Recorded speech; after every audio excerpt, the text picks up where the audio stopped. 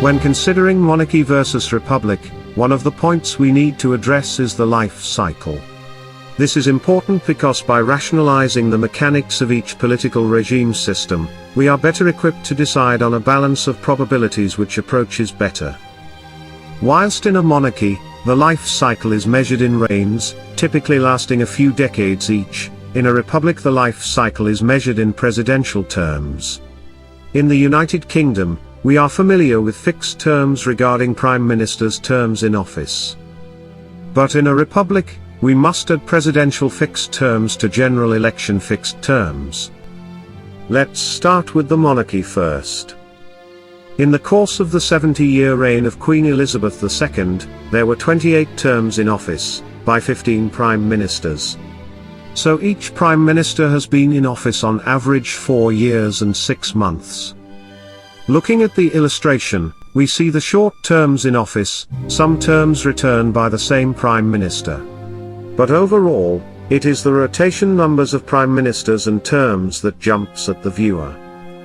What happens with the terms life cycle in the UK's prime minister's office is very similar to what happens in a republic with the rotation of presidential terms in the office of the head of state.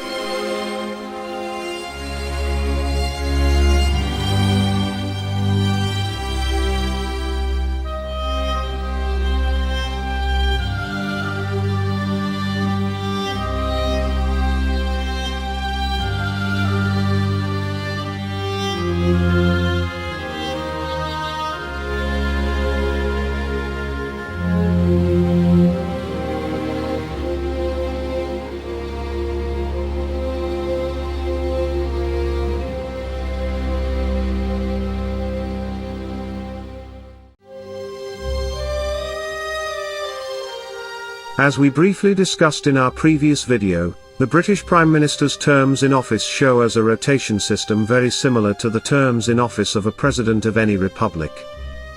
So the next question is, what happens after a UK Prime Minister has served in office, regardless of whether retiring or returning to the House of Commons as an MP again? Well, the answer to that question is that what happens to UK Prime Ministers after the completion of their mandates in Downing Street is, once again, very similar to what happens to presidents of a republic, after they complete their mandates in office. But there is a fundamental difference. Whilst UK Prime Ministers can serve in office as many times as the electorate is happy to re-elect them, presidents of almost any democratic republic around the world are limited to a maximum of 2 terms in office, after which they must retire. In the UK, the more former prime ministers are still living, the more the privileges of retired prime ministers multiply, meaning the more the cost to the state, and therefore the taxpayers. Currently, there are 7 UK living retired prime ministers: Sir John Major, Tony Blair, Gordon Brown, David Cameron, Theresa May, Boris Johnson, and Liz Truss. All 7 are entitled to a package of privileges for life. Their full prime ministerial salary as life retirement pension. A state-funded chauffeured limousine. Full 24/7 police security for them personally and their immediate families. In republics around the world, these privileges are the same as the privileges enjoyed by former presidents of a republic.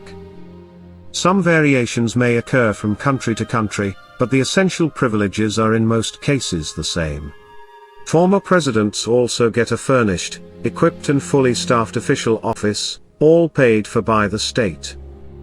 But when you look at former prime ministers in a republic, all former prime ministers are potential candidates for the office of the president.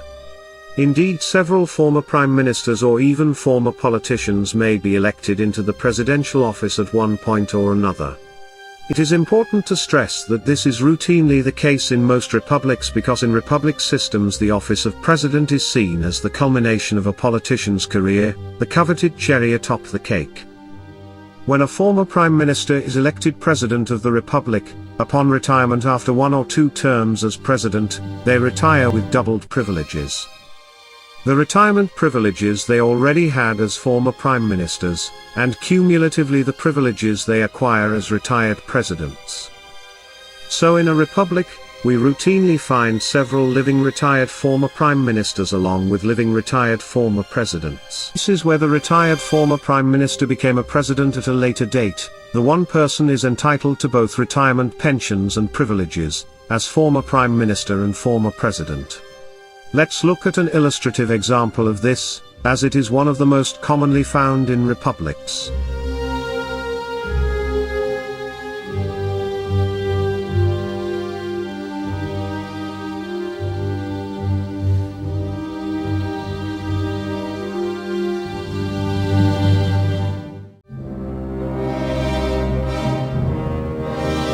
Mário Soares, a Portuguese politician, is one of the hundreds of illustrative examples across the world, of how republics serve well career politicians, by offering them the possibility to become presidents of the republic at a later date, as a golden finish of their political career. Initially appointed Minister for Foreign Affairs from May 1974 to March 1975, and then Minister without portfolio after that, he returned to Foreign Affairs from October 1977 to January 1978, a post he jointly occupied with that of Prime Minister, to which he was elected from July 1976 to August 1978. Back to the opposition benches, he returned as Prime Minister from June 1983 to November 1985. Elected President of the Portuguese Republic with 51.1% of the vote, he was sworn in March 1986, and re-elected in 1991, until completion of his second and last term in 1996. Retired former minister, former prime minister and former president of the Republic, Mário Soares declared annual pension was €500,000 per year, which, for the 21 years until his passing on the 7th of January 2017, represents €10.5 million in pension costs alone, excluding all other privileges charges. The Republic in Portugal costs just over 4 times the cost of the British monarchy and 5 times that of the Spanish monarchy. Indeed, all European monarchies are considerably cheaper to run than the Portuguese Republic. The high maintenance costs of the Republic in Portugal are not an isolated case at all, as large numbers of countries with republics experience the same issue when compared with monarchies.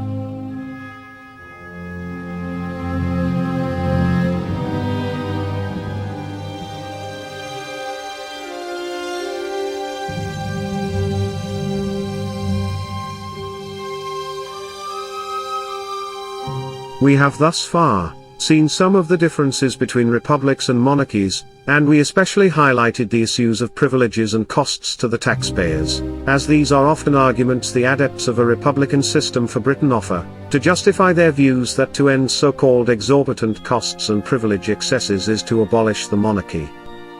It should be clear by now to you that the republican arguments are deeply flawed, because as we have demonstrated with the Portuguese Republic illustrative example, republics are in fact more expensive to run than monarchies, and the privileges do not disappear by miracle with the abolition of monarchies. In fact, it is very much the case that republics not only increase privileges, they perpetuate them for the lives of all former presidents after the maximum 2 terms they normally serve before retiring. But there are 2 points which we have not yet touched. The first is the royal household by comparison with a presidential household, or if you prefer, how does a royal family compares with a first family, or as it is also known as, the presidential family. The second point to consider is something we call in political jargon cohabitation. We will be dealing with this separately.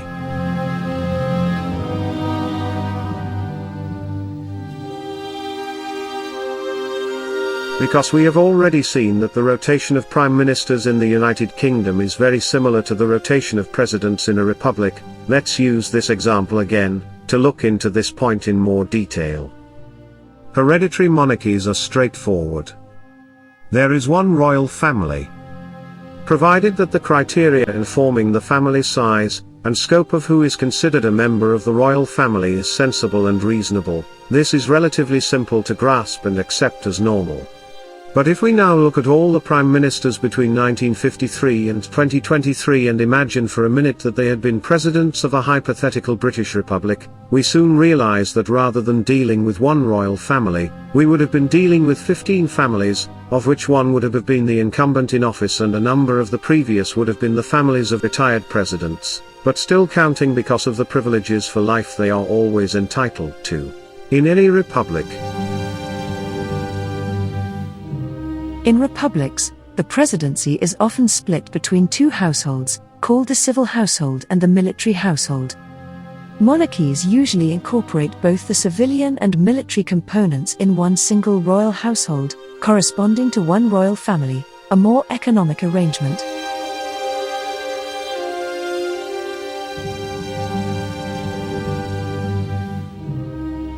So, using our prime ministers over the last 70 years as a hypothetical scenario, where they were instead presidents of a hypothetical British Republic, this is what we would have.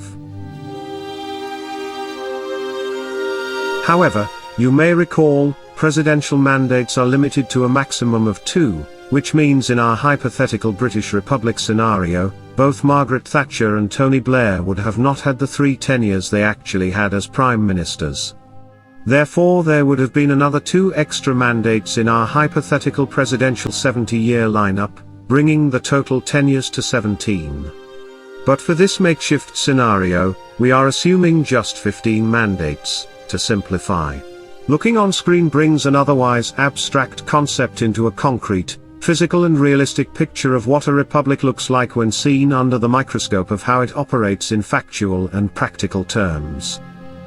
Suddenly, it dawns on us and hopefully on you as well, that under this makeshift British Republic scenario, but grounded on factual detail of an actual European Republic country, we would have had in 70 years, 15 hypothetical presidents, which means 15 presidential families, 15 first ladies, 30 households when in office, all of which over a 7-decade period spanning approximately 23 electoral campaigns, followed by 23 presidential elections, followed by 23 presidential inaugurations. The wisdom of this is already dubious, given the British voters' turn-up rates at the ballot boxes. In Britain, hypothetical presidential elections add up to general elections for Parliament, local council elections, and by-elections, both legislative and local council by-elections. But since 9 of our hypothetical presidents are dead, we would have had 9 full-pomp state funerals. Some of the defunct ex-president's privileges pass on to the widow. We can hardly imagine Britain's Republican advocates would allow the dearly departed president's widow or widower in floods of tears as well as destitute on his or her own pension. Taxpayers would foot the bill for this one too, of course. Why not? And given we would have 7 hypothetical former presidents out of office still alive, we would be paying all the pensions, costs and life-term privileges of 7 retired presidents. Extensive to the 7 retired ex-first ladies, for doing absolutely nothing other than laughing their way to the bank at the taxpayers' expense. And at last but not least, we have to add 1 incumbent hypothetical president active in office. This means all the costs already mentioned with the First Lady, security for all the family, plus a raft of friends and acquaintances who would likely join the civil household and military household as aides, advisors, specialists and whatever else able to justify a gravy train for a few more. Plus palaces renovations every 5 years, to adapt the palatial residences to the individual tastes of forever changing presidential families, every 5 years. All at the taxpayer's expense. No European monarchy runs a complicated system like this, not even the British monarchy, even though it still is arguably the most sophisticated and ceremonial monarchy in Europe. Not sure? Let's look into a real example, a small republic, well known to us.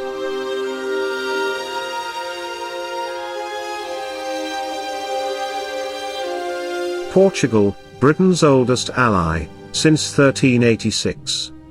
a nation-state founded as an independent kingdom, in 1143, under a foundational monarchy which lasted 767 years until the installation of a republic in 1910. Of the 112 years the republic has been in power, we are looking at the last 70 years, from 1953 to 2023. Portugal had 9 presidents, since 1951. Of these, at least 2 retired are still alive, of whom at least one, General Antonio Eanes, has been retired for 36 years. Mário Soares, President of the Portuguese Republic from 1986 to 1996, famously retired with an annual retirement total income of €500,000 per year, which cost Portugal €10.5 million over the 21-year retirement period until his death in January 2017, aged 92. All 9 presidents translate into 16 presidential mandates, 14 elections or so, 16 presidential inaugurations, 16 first ladies, of whom only a short few were actually popular, a few state funerals, a raft of huge expenses with pensions for life, personal and family security for life, personal staffed official office for life, chauffeur and limousine on demand and other privileges. Many of these costs are difficult to quantify precisely. In Portugal, presidential elections come as a top-up to general elections and local authority elections, adding to the concern with voters' electoral fatigue, and the resulting impact on turn-up rates at the ballot box. The president must be elected with at least 50% plus 1 vote, but if abstention rates are high, it is possible to elect a president with a minority of all voters eligible to vote. Presidential elections are deeply divisive for this reason, as legitimacy becomes a variable. These issues are aggravated by the fact that 5-year or at best 10-year tenures are not enough to raise kudos, rendering the presidency of the Republic an anemic representation of the national identity and state nationhood going back many centuries. These are some of the reasons why even after 112 years of a republican system, the Dukes of Braganza, rightful heirs to the crown of Portugal, enjoy far more kudos and popularity, with an estimated 35% of expressed public opinion advocating a return to the constitutional monarchy in Portugal, because, as large numbers of the Portuguese people argue, the legitimacy inherited from history carries more weight and clout than a variable electoral legitimacy that comes in 5-year installments. As a consequence, the Portuguese Republic is, as it always has been for 112 years, a deep fracture and a point of division in Portugal, as the republican system failed to match the Portuguese crown's ability to unite the people in a mutually shared identity.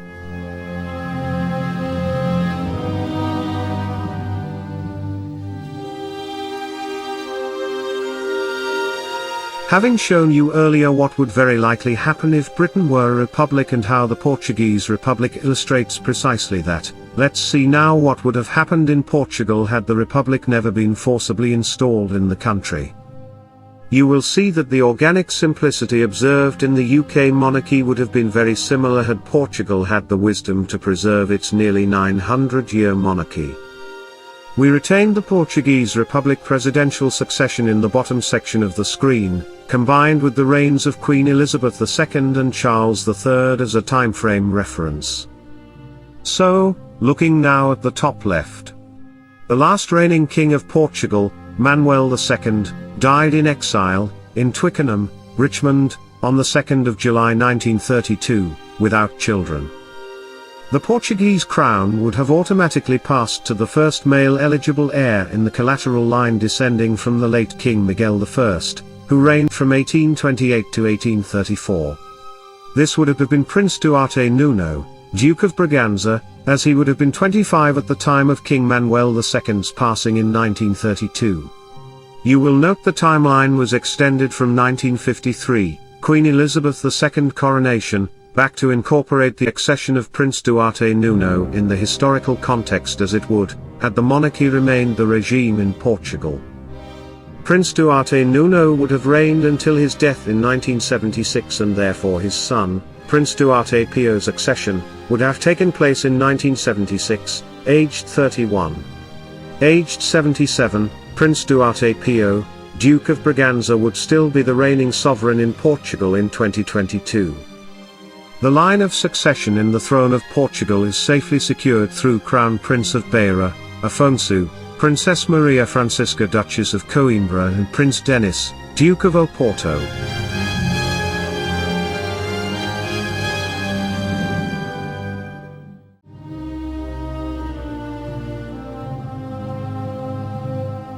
Let's examine what we have before us more closely.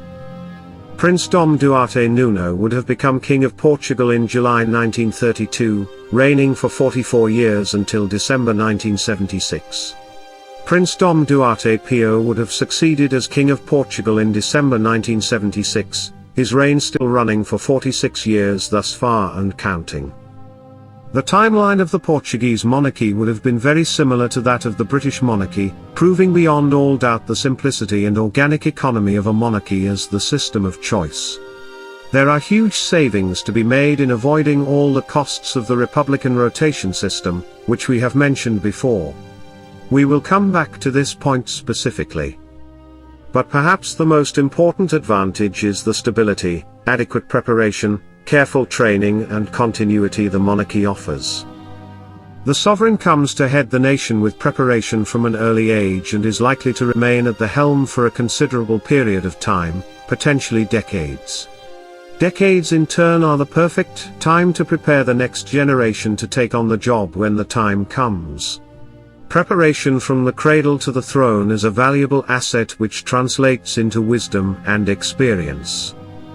This continuity, measured in many years or even several decades, offers time and an opportunity to forge a connection between the sovereign, his or her immediate family and the national community, the people. Legitimacy comes from a historical legacy going back many centuries, sometimes thousands of years, as in Japan for example. And it is democratic because the inherited historical legacy is based on the commonest unit of all, a family, just like mine and yours, where democracy is organic and holistic, not political. It is the natural democracy of sperm, the fittest, the fastest swimmer and the most capable of reaching and fertilizing the best available egg, resulting in a baby, the best outcome of a union of two, and who will be raised in a family to become in due time an adult with the skills, the preparation, the training and the wisdom to take the helm of a community of families, a nation-state. No politician turned president can compete or even outperform this organic reality which is common to all of us. At its most basic, monarchy means family.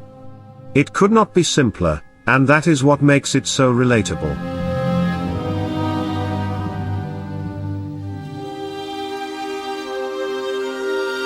In this video, we focused strongly on the economic aspects of a monarchy by comparison to the financials of a republic. In this context we have explained in some detail the pros and cons, the exorbitant costs of an incumbent president added to a considerable line of retired former presidents, all benefiting from an expensive range of benefits. We have also proposed other criteria aimed at giving some clarity as to why the monarchy is a simpler, more organic and more economical system. And finally, we touched briefly on the question of democracy and legitimacy and how they appear in the general framework of a monarchy as well as a republic. But the economic aspects are arguably the most contentious, and often this is the area where Republican advocates make the wildest claims to justify the abolition of the monarchy. In Portugal, a republic since 1910, the media regularly reports on a comparison of the costs of the Portuguese Republic when compared to the costs of European monarchies. The findings are telling, and this is what we learned from recent surveys, proving the case that republics actually cost more than monarchies in real terms.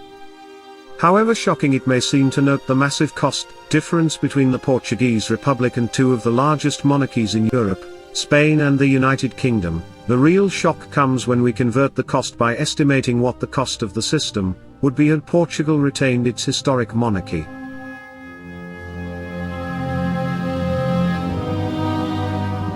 What the estimates show is that if Portugal retained its historic monarchy, the current cost of the Republic, almost £3 sterling, per year and taxpayer, would drop sharply to approximately 40 pence per year and taxpayer. There are many contributing factors to this. The absence of cumulative costs of retired presidents' privileges and fat retirement pensions certainly contribute to the huge difference drop as seen here, because a monarchy has a simpler and more economical timeline of succession. However, the trend as seen here is clearly commensurate with the average costs in Spain and the United Kingdom, as well as other European monarchies of more comparable size to Portugal if it retained its monarchy, for example, Denmark, Sweden and the Netherlands. In the United Kingdom, the debate surrounding the economics of the British monarchy tends to be more emotional than strictly rational, and on occasion, the discussion becomes toxic, for reasons as varied as straight media sensationalism, political agenda, or even malicious political intent aimed at undermining the monarchy, as is often the case with UK Republican advocates. Facts in real terms matter, and it is important to show them to bring context and rational perspective to claims that may not be as materially accurate as they may appear.